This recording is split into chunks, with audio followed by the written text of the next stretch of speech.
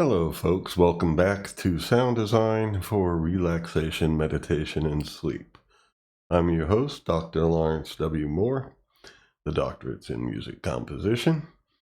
And in this episode, we're going to look at how I synthesize something that's similar to Tibetan singing bowl harmonics. Now, harmonics are a part of nature. They exist in sound and light and just about everything that has vibration, which means just about everything, as many would say. So we're going to look at how I produce the sound, listen to it a little bit, and so that way folks can give me a little bit more feedback when they hear the sound experiments and let me know how this portion or this element or technique within the experiment works for you. Okay, before we get started, just a shout out again to Alex Petty. Great contribution to the last episode in the comments section. I'm putting your link down below for those of you who are interested in knowing more about sound frequencies, light frequencies, and the fractals of nature, and a tuning system that basically strives to align our tuning to that using middle C 256 Hertz. Check out the link on Alex Petty's research. Not only is he a great vocalist, guitarist, songwriter, he does some pretty heavy research into stuff. So please check that out. And Mike Gorley, listing you again in the description. Great music there, Native American flute playing, as well as some exotic string instrument playing. Beautiful videos, beautiful music. Please check out Mike Gorley. And Nameless One, thank you for your words of kindness and support. So without further ado, let's get started.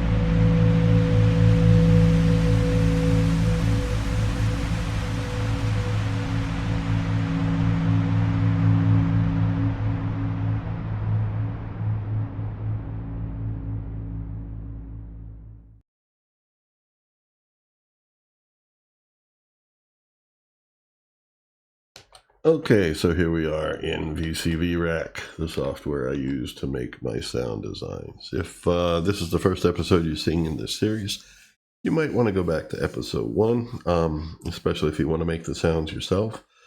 Also, I do have some learning series on this channel for learning VCV Rack and synthesis in general. If you're interested in using it, please check that out. Basically, you could put together what I'm putting together here for free because it is a free download and you don't need the premium version except for this specific reverb. But there are other reverbs that you can use that are free and you don't need the Rack2 Pro to do that. Okay, so anyway, this is how I would start the journey. I first of all like to do things according to A432 tuning. I think they just sound better. We'll leave it to be that simple. Although there's been a lot of research and other things about A430 tuning. You can do a Google search or a search on YouTube about that and see a bunch of different videos with a lot of different perspectives on it. So in order to tune to A432, I can simply use the VCV VCO, set it to 432 Hertz. And then the sound that I'm actually going to be using is from this module here by Audible Instruments. It's one of the free modules. In fact, all the Audible Instruments modules are free. And The sound that I'm going to be using is called ring. Like that. And basically I'm going to tune this oscillator using it by ear. Unlike the VCV modules where you can type in a frequency and you'll get that frequency, if you want to use these modules with pitch control from MIDI, basically here you would put in the frequency for your middle C tuning, and that will align with the tuning that that you choose. If you want to do A432 tuning and be able to drive it through MIDI rather than just what I'm doing in playing 432 the note, you would type in 256.87 here. That's the frequency for middle C in that tuning. You want to go with Alex Petty's tuning, you can just simply type in 256 hertz and try that out for your music. But this Audible Instruments module uses a different range. You see there's a 0 here. It's like -5 up to +5 volts. It's basically CV tuning. Even though we are using digital software, that's just the value range it uses for expressing it. So I'm going to tune it by ear using the coarse and fine tuning knobs. So first of all, channel 3, let's visualize it. Typing 3 here on the parametric EQ, we could see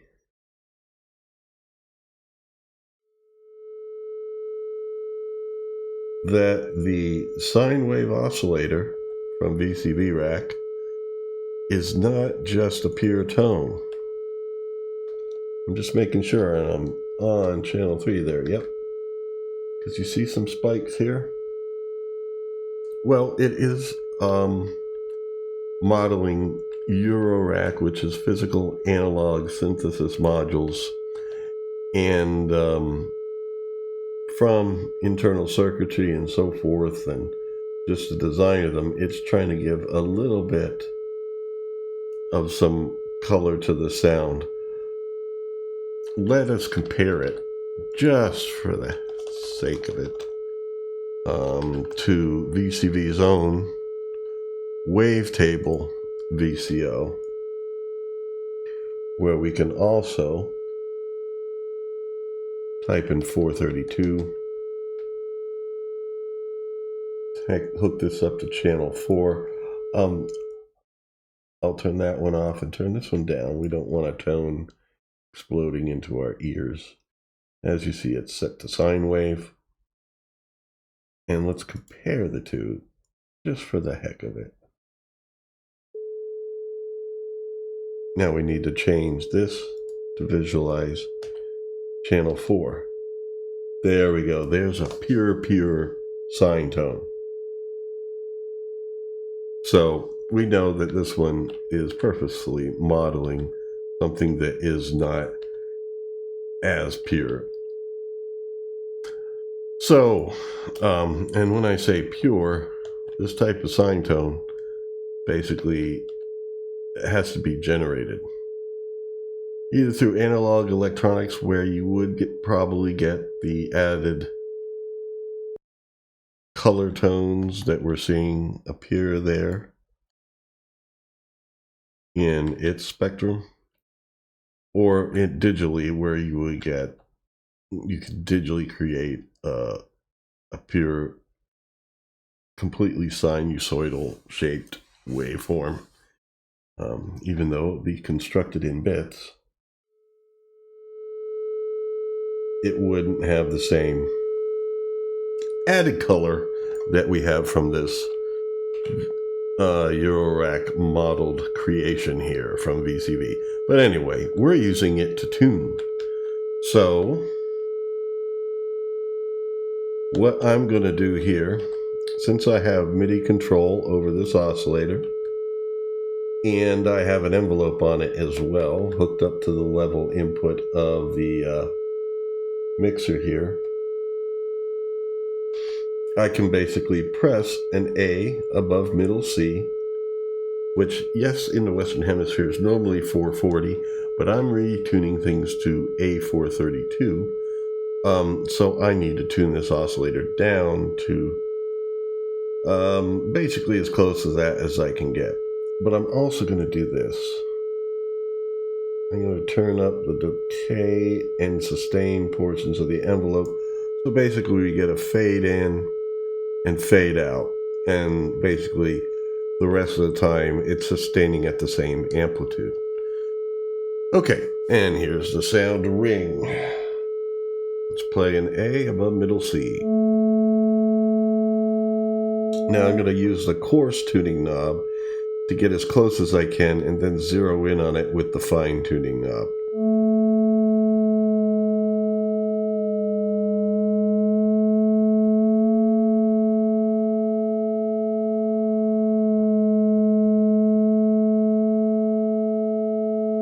Now those pulses that you're hearing in the frequencies being not aligned with each other is called beating.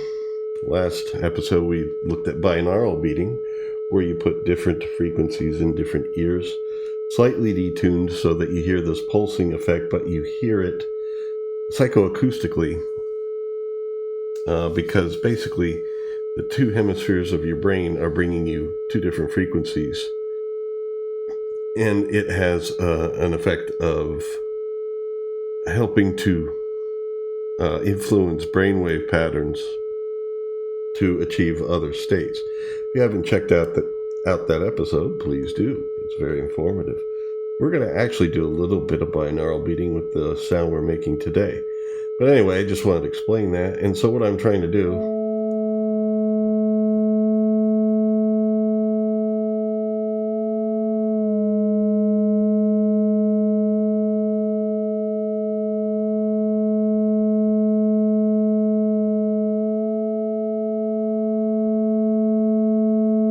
okay, basically that's about as close as I'm going to get with the coarse knob. So now let's use the fine.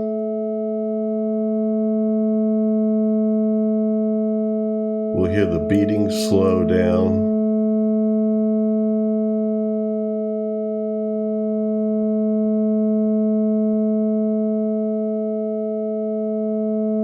To a point where it's really slow. Or if you're lucky, not beating at all. Right here I can hear a little bit of modulation.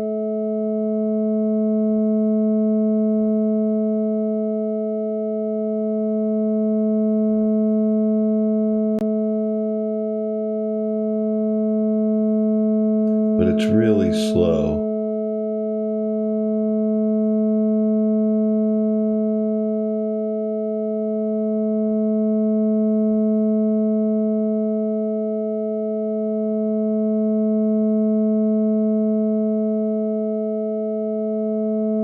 We gotta try again.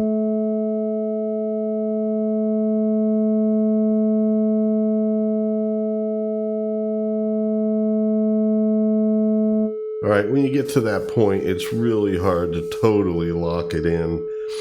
But I got to the point where the beating is really slow, so it basically, for all intents and purposes, is in tune. Okay, so we can get rid of our tuning oscillator there and just use this. Now, what I'm going to do is copy this so that we could kind of make a stereo sound here. And I am going to hook it up to the right channel here so that basically this oscillator is going into the left, this one's going into right. Since this is an exact copy right now, if I play a note, I didn't expect that. Oh, I know why. This one is not responding to pitch from MIDI, so it's playing just a steady note rather than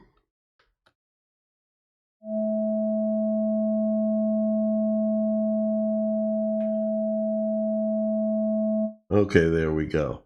Now, what I'm going to do, the color knob here and the timbre knob here do different effects to whichever sounds you select. Depending on what preset you select here in the macro oscillator, these would do slightly different things, but they're all related to, you know, the frequency spectrum of the sound.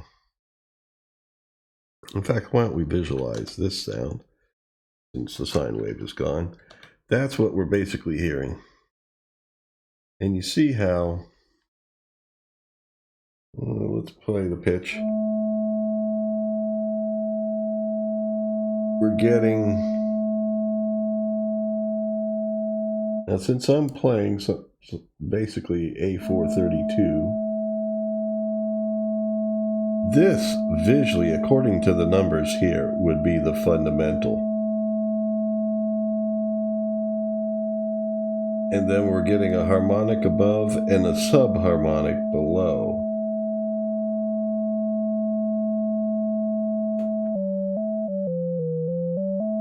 But I don't think that's true because this looks so low in level. I don't know if these numbers are entirely accurate in how they're being displayed. Let me see something here. I'm going to move this band or this dot here up to close to 432 as possible, and we'll see where it's at.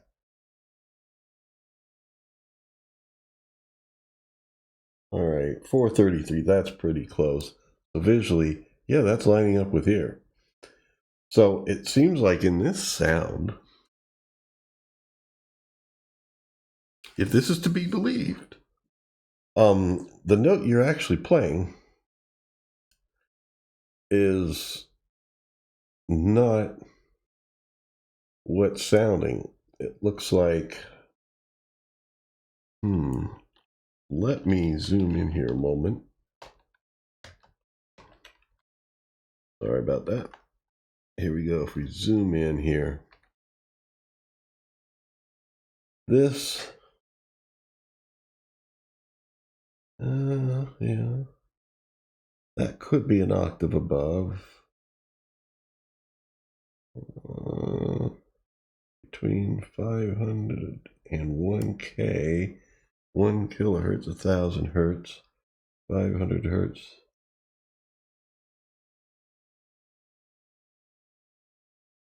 Yeah, that could be an octave above.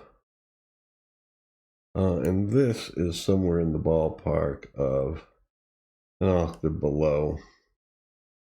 So maybe that's what we're getting. But still, when I tuned the oscillator, I did get it within the A432's tuning system, because what you're hearing here is still within that, you know, system. It's aligned, at least, even if it looks like it may be off by an octave. Let me play an octave below. Yeah, that's definitely closer visually to 432. What could also be the case is that these oscillators have a different octave range than what's coming in from the MIDI. And I've noticed that with some of the modules in VCV Rack that are from the original VCV Rack and made before VCV Rack 2. Some of them tend to be an octave apart from what the current, you know, Rack 2 modules are. So I think that's the case here. So really,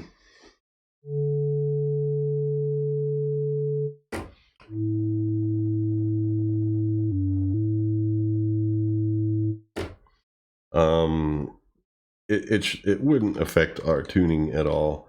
It's just a matter of playing things an octave higher or lower. Although the way I tuned it, I was pressing A432, or basically A above middle C on the keyboard.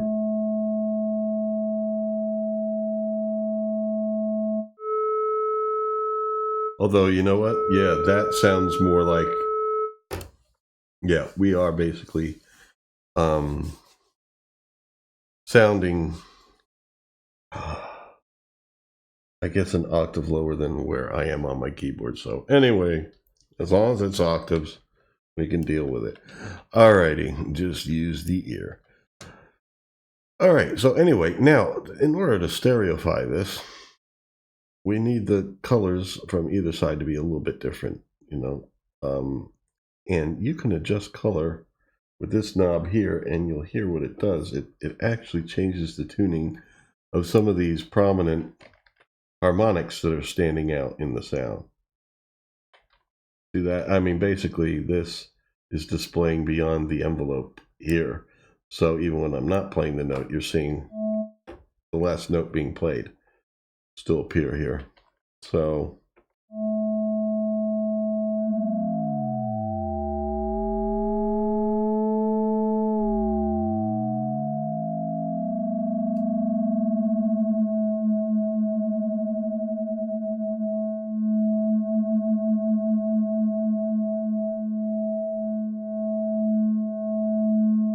now between left and right, we're getting 1, 2, 1, 2, 1, 2, 1, 2, a binaural beat. And what I'm going to do is try and get a little bit of accuracy where I turn the knob to the left on one and to the right on the other about the same amount. Let's look at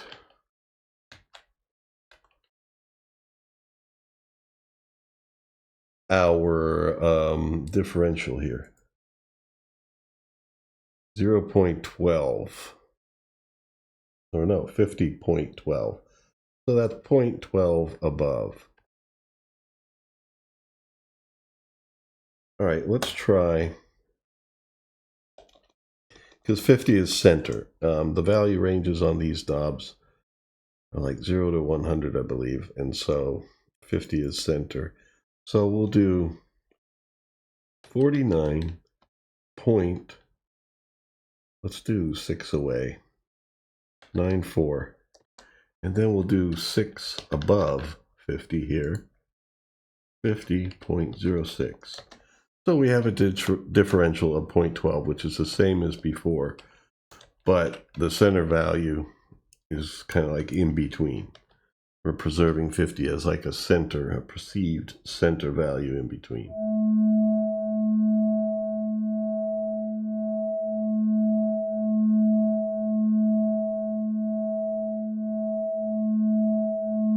Now we could play with some other things like the timbre knob.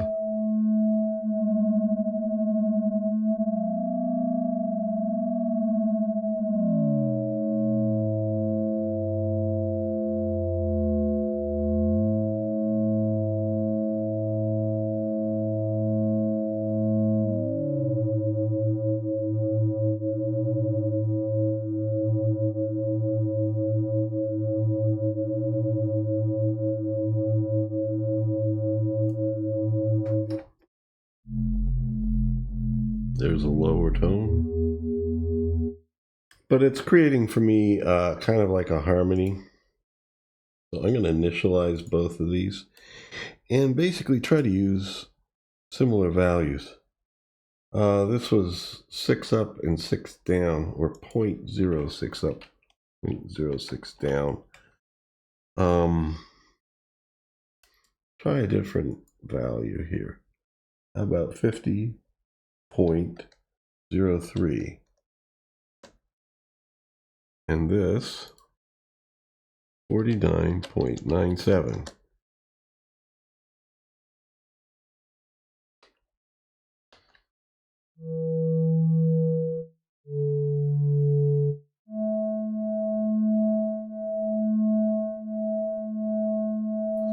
So what we're getting here, now we're only seeing one of the channels, but you see the levels of these harmonics are oscillating, they're modulating.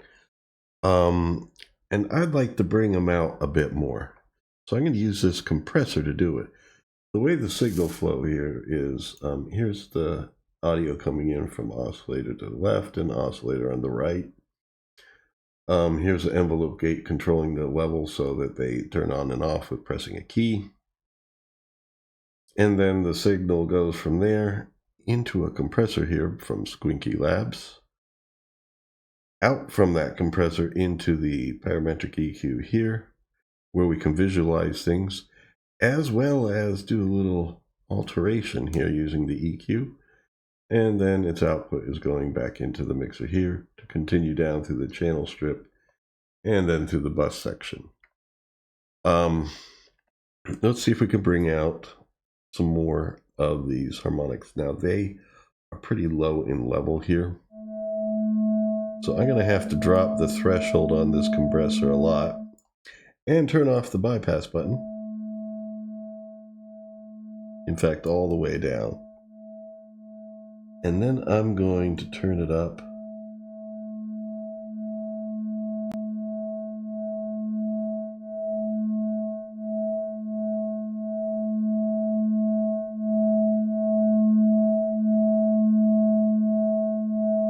Now we hear a lot more presence of the harmonics oscillating. Now what I'm going to do, since all I did is turn this all the way down, I could do the same for channel 2. You see how this has multiple channels here. We can go to channel 2, unbypass it, turn it all the way down, but then I want it to make up the output gain the same amount as channel 1. So I'm going to copy that value. Go back to channel 1. Go here. I already had it selected. I'm going to hit Control C, copy it. Go to channel 2. And paste in here the same value. So that doesn't look.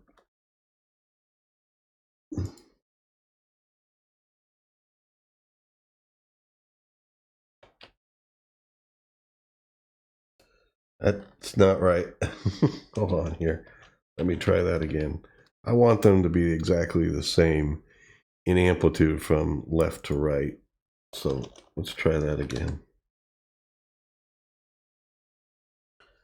I'm hitting Control C. That is selected right there. So, oh, excuse me. Let's go to channel 2. Backspace, paste, hit enter. What the heck? All right, let's just do it. Let's do it by ear. All right, so let's hold a note.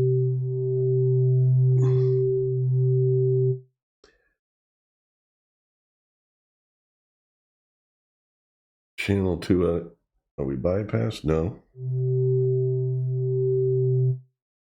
Oh, we don't need to do this. All right, let me explain. I forgot that, and actually this is really good. Here we're coming in on channel 1. I was thinking of channel, the left and the right as two separate channels over here. It's not. This can accept mono as well as stereo inputs. So right now, channel 1 is really both. Okay. And so we are already compressing them equally. So we are fine. Oh, man. All right. So we hear a little modulation between left and right and modulation of the frequencies. Now, if we want to go for Tibetan singing bowl sound, but, it doesn't have to be an actual singing bowl, but we want like harmonics that are reminiscent of it. And we're kind of getting that. It's just what pitch do we want to play?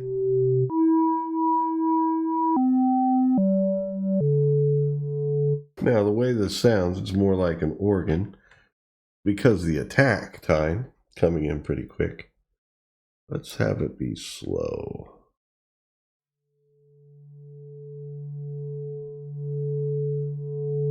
And a slow release.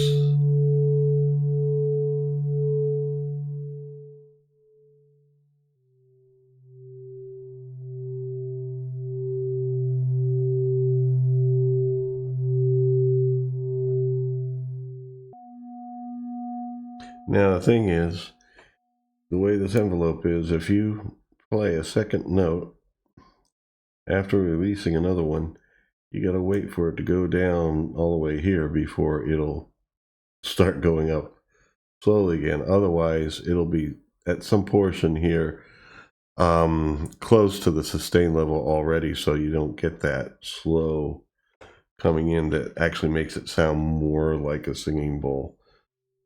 So there, enough time passed. Now, what if you wanted to execute another singing bowl sound? Well,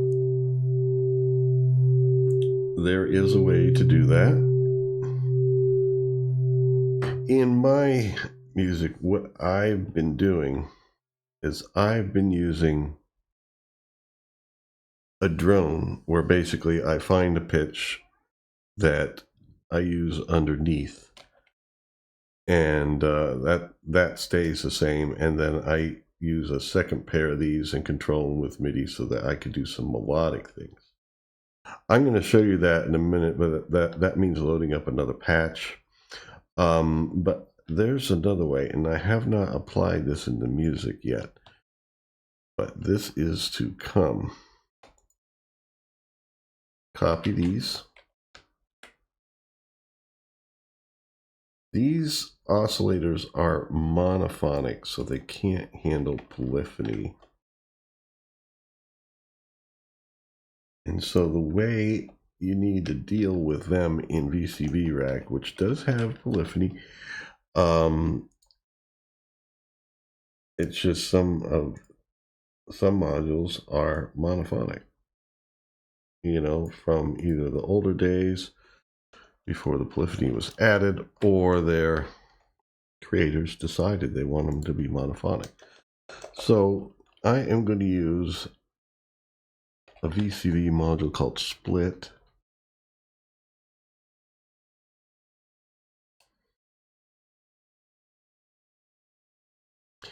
And what we're going to do is hook these cables here up to 1, because both of these oscillators are going to play pitch on voice 1 of our polyphony. And then we're going to have this second pair. It's a duplicate pair, but we're going to have them play on voice 2. Now here, I'm going into the trigger input. Wrong one. Here we can work our way backwards. All right. Yeah, go to voice 2. Wait a minute. Is voice 2 already hooked up to something? No. I tried to, but it didn't happen. All right.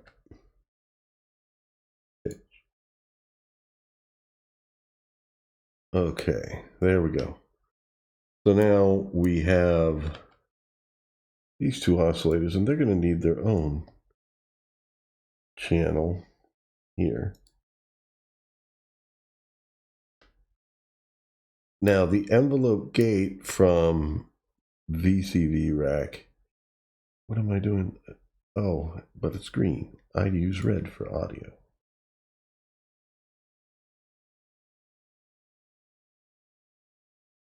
There we go. There is a gate already hooked up here, it looks like, to channel 2 as well as channel 1. I was playing around with this beforehand. So that's already hooked up.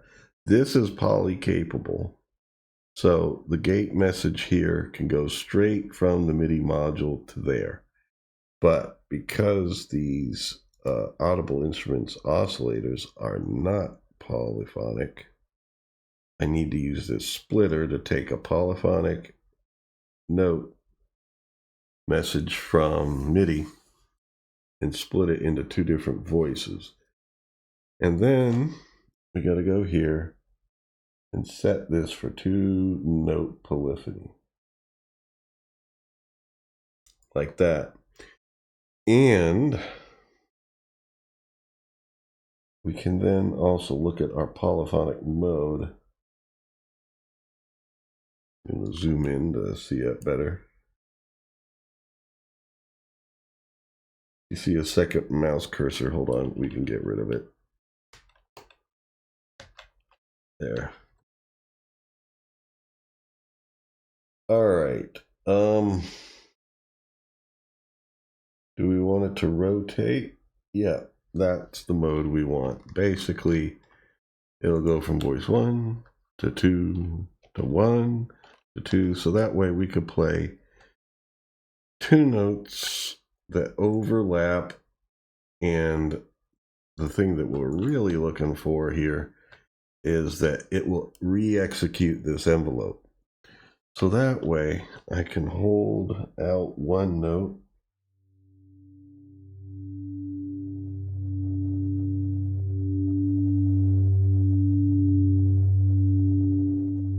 and then as it releases I could press a second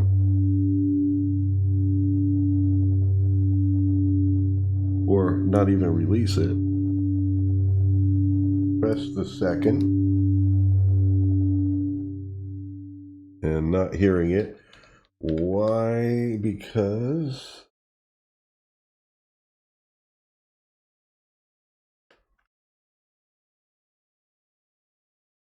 gate is polyphonic. It is hooked up.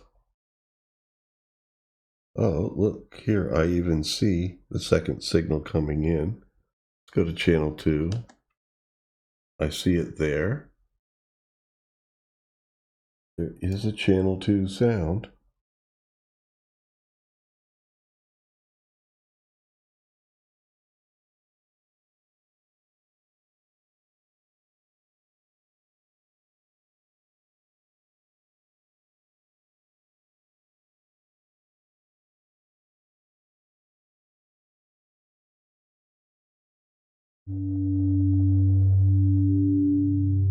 I think I'm going to need another split here because the mixer is not going to be able to differentiate.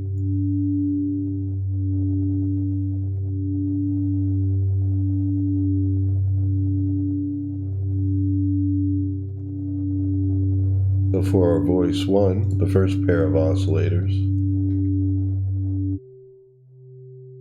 we have a gate. And now for voice 2, we have a gate.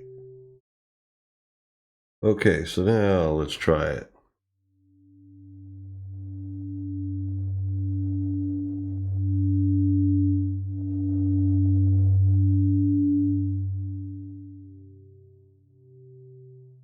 There we go. And it executes the envelope in full because it's literally a second voice. Now I do need to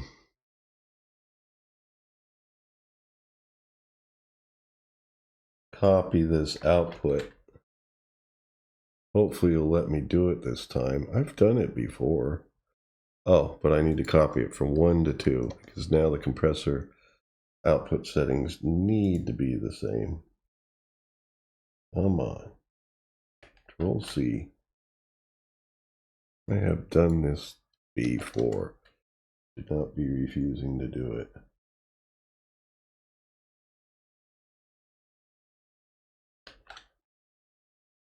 Looked like it pasted in a new value, but all right. Let's just visualize it. Looks like it's pretty much 12 o'clock. All right, so here we go.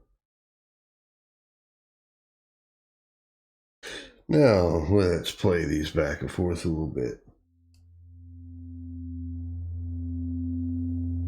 I could play the second ones while the first one plays.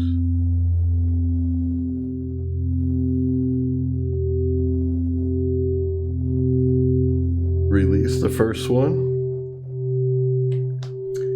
Although that release time was pretty quick. Should be slow.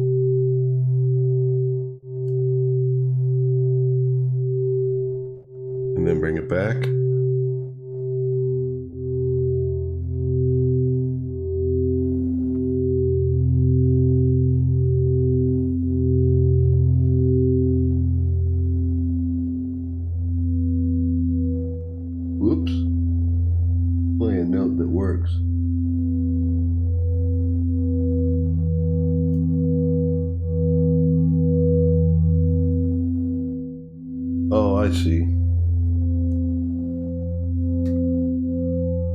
different key than what I normally play in.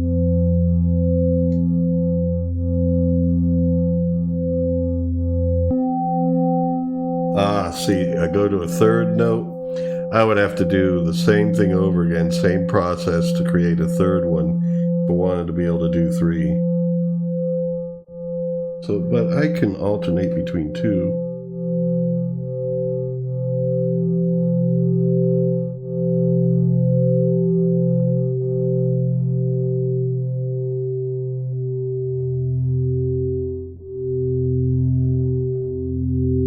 As long as I alternate between 2, I'm pretty good.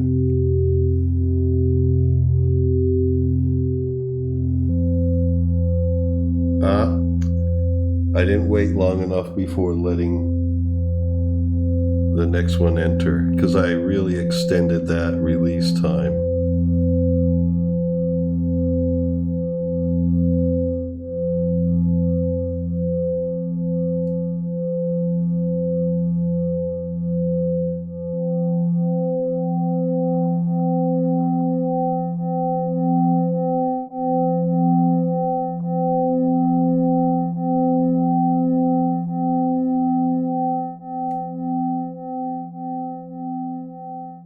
Now, if I wanted to create a little more interest in it, how about I take these values and alternate them from the way I had them before. 59.9, no, 49.97. Let's make this one a differential of 6. Make the other one a differential of 3. 49.94. Make you 49.97. Just so the two voices aren't exactly the same. 50.06. 50.03. Okay.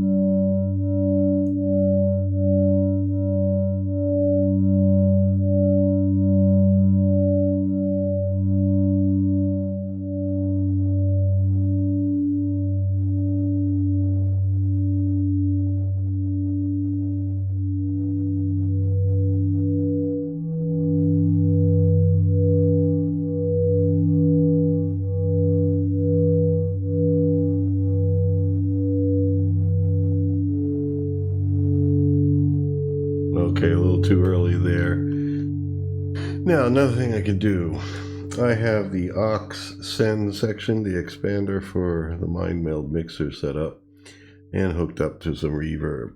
I can use it, put some reverb on the situation.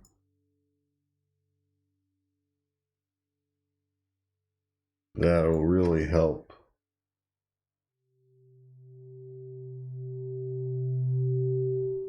It helps the harmonics resonate as well, I've noticed.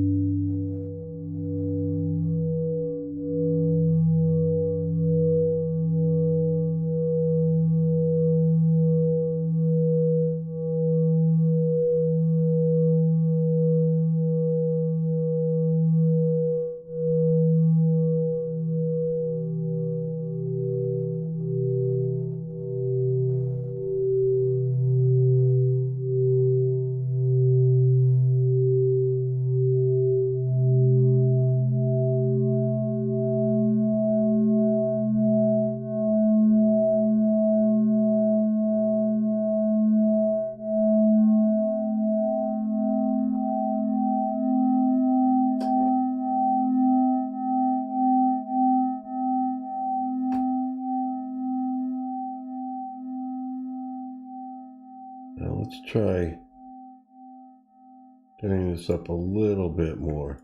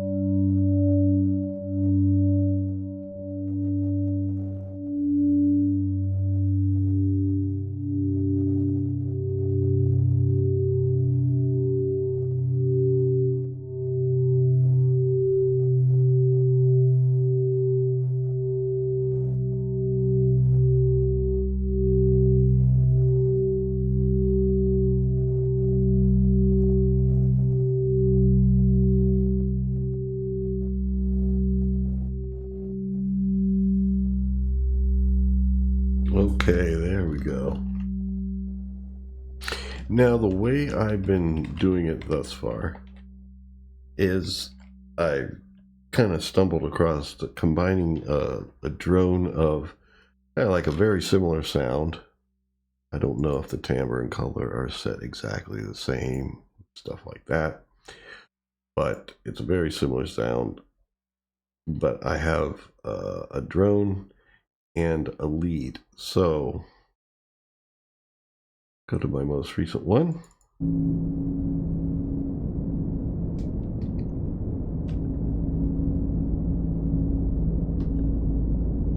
And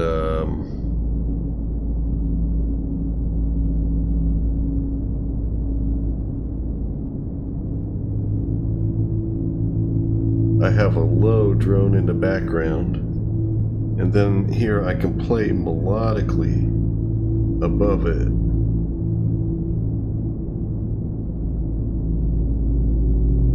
If it's slow, it is singing like.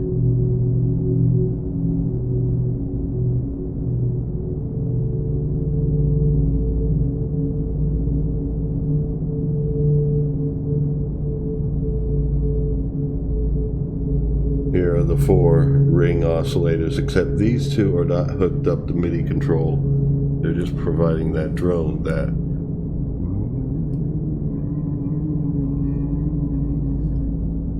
sound. But this opened up for the other pair to be used melodically.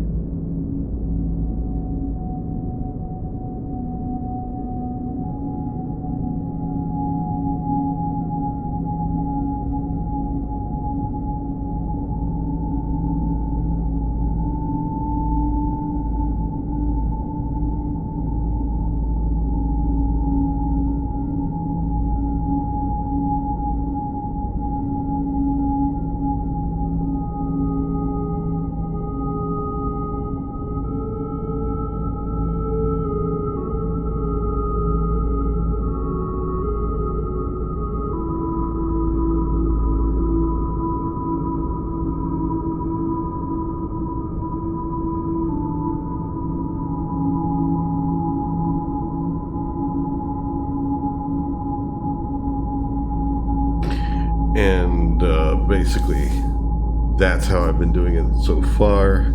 I'm looking now at a way of combining the 2 a bit.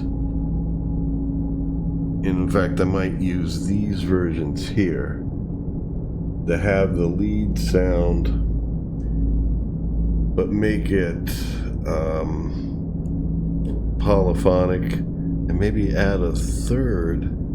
Or actually, that would be 3 there, but another pair, a 4th pair, to make this a little bit richer as well, the drone.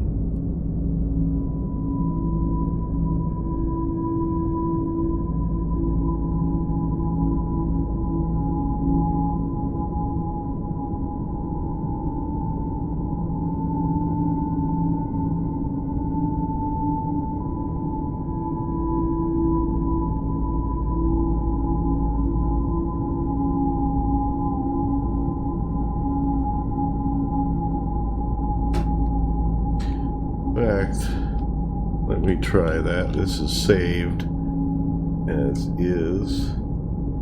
What we'll need is space for 2 more. Or I'll leave the drone. Let's take you two. Copy you. There we go. Now, your audio outputs will go to here.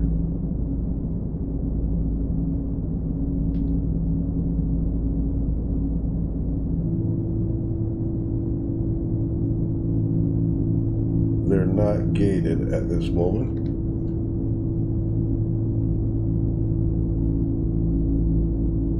There's a lot of red here. It's hard for me to see. There we go. Now I need a split here.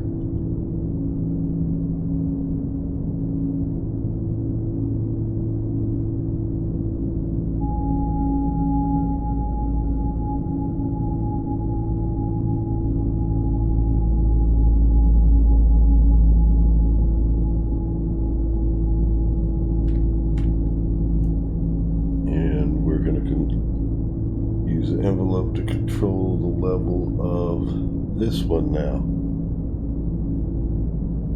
There we go. And then what we need to do is add a split on this side. I'll just move these a little left for now. Now this is for some smoothing here. Using process and slew to kind of slew the pitch changes. That can go, that is polyphonic, so that can go into the split.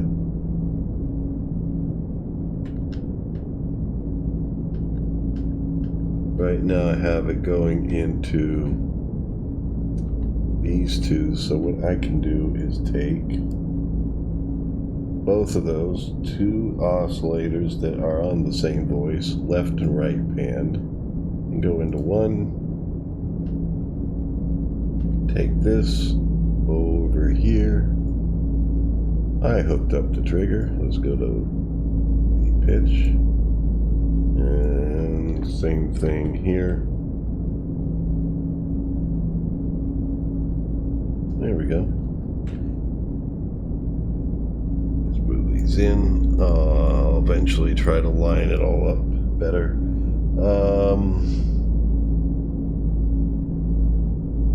And then here, the slew output to kind of do some smoothing on pitch changes is going to go here.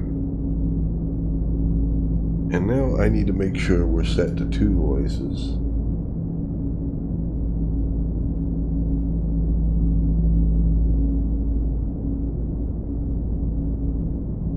And I believe it's on rotate. Yes, it is. That's good. Now we can zoom out.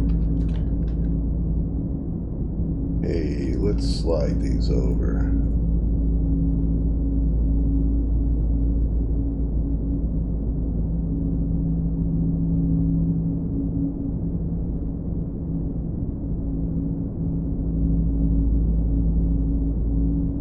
So now I will have the Tibetan, the singing bowl, harmonics, and ambient melody again. Elements I've been using for a little while now. And I can use that ambient melody as kind of like extra singing bowls to start.